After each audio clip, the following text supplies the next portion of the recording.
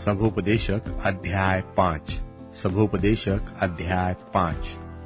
जब तू परमेश्वर के भवन में जाए तब सावधानी से चलना, क्योंकि सुनने के लिए समीप जाना मूर्खों के बलिदान चढ़ाने से अच्छा है, इसलिए कि वे नहीं जानते कि बुरा करते हैं। बातें करने में उतावली न करना, और अपने मन से कोई बात उतावली से परमेश्वर के सामने न निकालना, क्योंकि परमेश्वर स्वर्ग में है परंतु तू पृथ्वी पर है, इसलिए तेरे वचन थोड़े ही हो। क्योंकि जैसे कार्य की अधिकता से स्वप्न देखा जाता है, वैसे ही बहुत सी बातों का बोलने वाला मूर्ख ठहरता है। जब तू परमेश्वर के लिए मन्नत माने तब उसके पूरा करने में विलंब न करना, क्योंकि वह मूर्खों से प्रसन्न नहीं होता। इसलिए जो मन्नत तूने मानी हो उसे पूरी करना। मन्नत मानकर पूरी न करने से मन्नत का न मानना ही अच्छा है।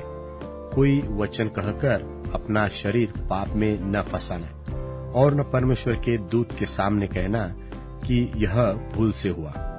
परमेश्वर क्यों तेरा बोल सुनकर अप्रसन्न हो और तेरे हाथ के कार्यों को नष्ट करे? क्योंकि स्वप्नों की अधिकता और व्यर्थ कामों और बातों की बहुतायत से ऐसा होता है, परंतु तू परमेश्वर का भय मानना। यदि तू किसी प्रांत में निर्धनों का अंधेर सहना और न्याय और धर्म को बड़े लोगों से बिगड़ता देखे, तो इस बात से चकित न होना, क्योंकि उन बड़ों से भी एक बड़ा है और उसको इन बातों की सुधि रहती है, और उन दोनों से भी कोई अधिक बड़ा है। भूमि की उपज सबके लिए है, वरन खेती से राजा का भी काम निकालता है। जो रुपए से प्रीति रखे वह रुपए से तृप्त न होगा, और जो बहुत धन से प्रीति रखे उसको कुछ फल न होगा। यह भी व्यर्थ है। जब संपत्ति बढ़ती है तब उसके खाने वाले भी बढ़ते हैं। तब उसके स्वामी को इसे छोड़ और क्या लाभ हुआ कि उसने उस संपत्ति को अपनी आंखों से देखा है। परिश्रम करने वाला चाहे थोड़ा खाए चाहे बहुत, तो भी उसकी नींद सुखदायी होती है, परंतु धनी के धन के बढ़ने के कारण उसको नींद नहीं आती। एक बड़ी बुरी बला है जिसमैंने धरती पर देखी है, अर्थात वह धन जिसे उसका मालिक अपनी ही हानि के लिए रख छोड़ता है, और वह किसी बुरे काम में उड़ जाता है। और यदि उसके घर में बेटा उत्पन्न हो तो उसके हाथ में कुछ नहीं होता। जैसा वह माँ के पेट से निकला, वैसा ही वह नंगा जैसा आया था लौट जाएगा, और अपने परिश्रम के बदले कुछ भी न पाएगा जिसे वह अपने हाथ में ले जाए। और यह भी एक बड़ी बला है कि जैसा वह आया ठीक वैसा ही वह जाएगा। फिर उसे उस व्यर्थ परिश्रम से क्या लाभ है? फिर वह जीवन भर बेचैनी में खाता है और बहुत ही दुखित और रोगी रहता है और क्रोध भी करता है।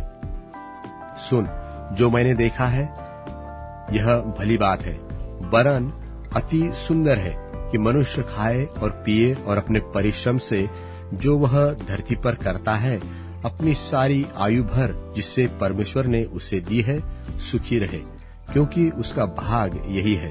वरन जिस किसी मनुष्य को परमेश्वर ने धन संपत्ति दी हो और उसे आनंद भोगने और उसमें से अपना भाग लेने और परिश्रम करते हुए आनंद करने की शक्ति भी दी हो, तो यह परमेश्वर का वरदान है, क्योंकि इस जीवन के दिन उसको बहुत स्मरण न रहेंगे, और परमेश्वर उसकी सुन सुनकर उसके मन को आनंदित करता है।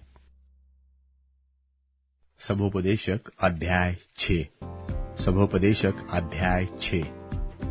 एक बुराई है जो मैंने धरती पर देखी है, वह मनुष्य को बहुत दबाए रखती है। अर्थात किसी मनुष्य को परमेश्वर धन संपत्ति और प्रतिष्ठा यहाँ तक देता है कि जो कुछ उसका मन चाहता है उसमें से कुछ भी नहीं घटता, तो भी परमेश्वर उसको उनमें से खाने नहीं देता। कोई दूसरा ही उसे खाता है। यह व्यर्थ और भयानक रोग है। यदि किसी पुरुष के 100 पुत्र हो और वह बहुत वर्ष जीवित रहे और उसकी आयु बढ़ जाए, परंतु उसका प्राण प्रसन्न न रहे और न उसकी अंतिम क्रिया की जाए, तो मैं कहता हूँ कि ऐसे मनुष्य से अधूरे समय का जन्मा हुआ बच्चा उत्तम है, क्योंकि वह व्यर्थ ही आया और अंधेरे में चला गया और उसका नाम अंधेरे में छिपा रहता है और सूर्य को भी न देखा, न किसी चीज को जानने पाया। इसलिए इसको उस मनुष्य से अधिक चैन मिला।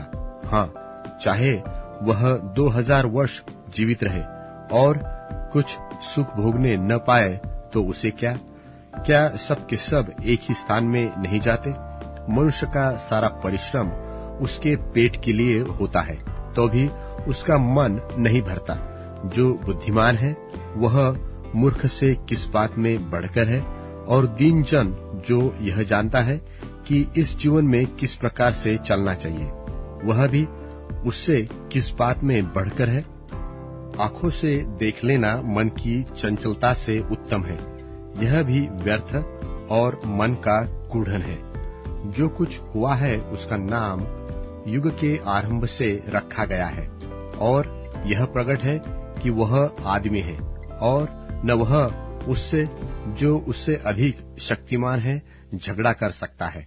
बहुत सी ऐसी बातें हैं जिनके कारण जीवन और भी व्यर्थ होता है, तो फिर मनुष्य को क्या लाभ?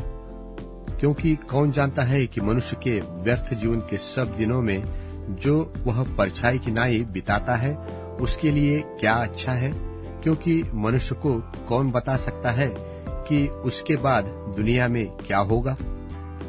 सबोपदेशक अध्याय 7। सबोपदेशक अध्याय 7। अच्छा नाम अनमोल इत्र से और मृत्यु का दिन जन्म के दिन से उत्तम है। जेवनार के घर जाने से शोकी के घर जाना उत्तम है, क्योंकि सब मनुष्यों के लिए अंत में मृत्यु का शोक यही है। और जो जीवित है वह मन लगाकर इस पर सोचेगा। खेद हंसी से उत्तम है, क्योंकि जब मुंह पर शोक छा जाता है तब मन सुधरता है। बुद्धिमानों का मन शोक करने वालों की घर की ओर लगा रहता है, परंतु मूर्खों का मन आनंद के घर लगा रहता है। मूर्खों के गीत सुनने से बुद्धिमान की घुड़की सुनना उत्तम है, क्योंकि मूर्ख की हंसी हांडी के नीचे जलते हुए कांटों की चरचराहट के समान होती है। यह भी व्यर्थ है। निश्चय अंधेर में पड़ने से बुद्धिमान बावला हो जाता है, और घूस लेने से बुद्धि नाश होती है। किसी काम के आरंभ से उसका अंत उत्तम है, और धीरजवंत पुरुष गर्वी से उत्तम है। अपने मन में उतावली करके न क्रोधित हो, क्योंकि क्रोध मूर्खों ही के हृदय से आता है। तू न कहना कि इसका क्या कारण है कि बीते दिन इनसे उत्तम थे, क्योंकि यह तू बुद्धिमानी से नहीं पूछता। बुद्धि बपौती के समान है, वरन जीवतों के लिए उससे श्रेष्ठ है, क्योंकि बुद्धि आड़ का काम देती है। रुपया भी आड़ का काम देता है, परंतु ज्ञान की यह श्रेष्ठता है कि बुद्धि से उसके रखने वालों के जीवन की रक्षा होती है। परमेश्वर के काम पर दृष्टि कर। जिस वस्तु को उसने टेढ़ी किया हो उसे कौन सीधी कर सकता है? सुख के दिन सुख मान और दुख के दिन सोच, क्योंकि परमेश्वर ने दोनों को एक ही संग रखा है, जिससे मनुष्य अपने बाद होने वाली किसी बात को न बूझ सके। मैंने अपने व्यर्थ दिनों में यह सब कुछ देखा है। कोई धर्मी होता है जो अपने धर्म का काम करते हुए नाश हो जाता है, और दुष्ट बुराई करते हुए दीर्घायु होता है। असीमित धर्मी न बन और न अपने को अधिक बुद्धिमान बना। तू क्यों अपने ही नाश का कारण हो? अत्यंत दुष्ट भी न बन और न मूर्ख हो। तू अपने समय से पहले क्यों मरे?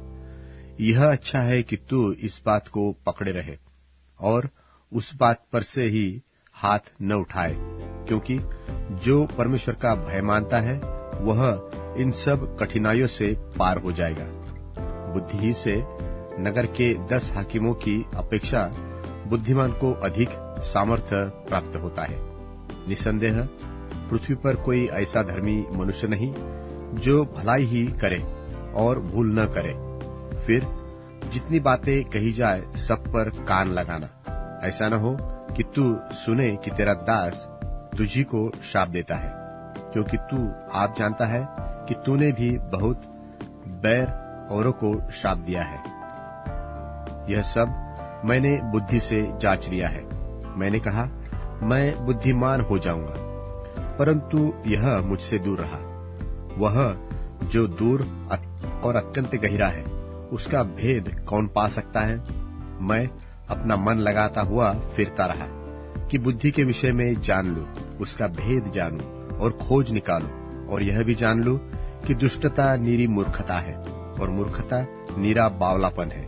और मैंने मृत्यु से भी अधिक दुखदायी एक वस्तु पाई, अर्थात वह स्त्री जिसका मन फंदा और जाल है और जिसके हाथ हथकड़ियां है। जिस पुरुष से परमेश्वर प्रसन्न है वही उससे बचेगा, परंतु पापी उसका शिकार होगा।